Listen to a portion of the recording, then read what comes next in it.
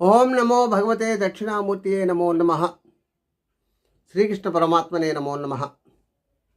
పరమాత్మ స్వరూపులైన గురువులకు పెద్దలకు నమస్కరిస్తూ భగవద్గీతలోని 2వ అధ్యాయం నుండి 14వ శ్లోకం యొక్క విశ్లేషణ తెలుసుకుందాం.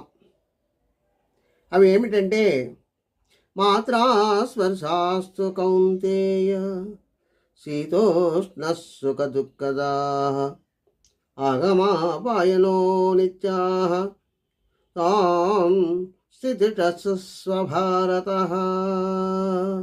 అని తెలియజేస్తున్నాయి. శ్రీకృష్ణ పరమాత్మ అర్జునుడికి ఈ విధంగా చెప్తున్నాడు. ఏమనంటే, మాత్రా స్పర్శలనగా ఇంద్రియములు మరియు విషయముల యొక్క సంయోగము. అంటే శ్రోత్రము, త్వక్కు, చక్షు, జిహ్వ, ఘ్రాణము అనేటటువంటి 5 జ్ఞానేంద్రియములు అంటారు. వాటికి శబ్దము, స్పర్శము, రూపము, రసము, గంధము అనేటటువంటి 5 విషయాలు అంటారు. ప్రతి జ్ఞానేంద్రియము ఒక విషయాన్ని మాత్రమే గ్రహించగలుగుతూ ఉంది. అంటే శ్రోత్రమునకు శబ్దము, త్వక్కునకు స్పర్శ, చక్షువునకు రూపము, జిహ్వకు రసము, ఘ్రాణానికి గంధము విషయాలుగా ఉన్నాయి. ఈ శబ్ద, స్పర్శ, రూప, రసగంధాలనే విషయేంద్రియాలు అంటారు. ఇవి జ్ఞానేంద్రియములను ఎప్పుడైతే తాగుతూ ఉంటాయో వాటిని మాత్రా స్పర్శలు అంటారు.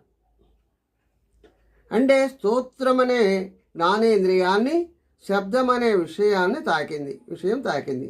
అప్పుడు ఆ శబ్దము నిన్ను పొగిడినట్లుగా ఉంటే మంచిగాను, విమర్శించినట్లుగా ఉంటే చెడుగాను నీకు భావం కలుగుతూ ఉంది.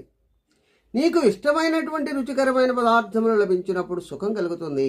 ఇష్టము లేని అరుచికరమైన పదార్థములు తినవలసి వస్తే దుఃఖం కలుగుతుంది.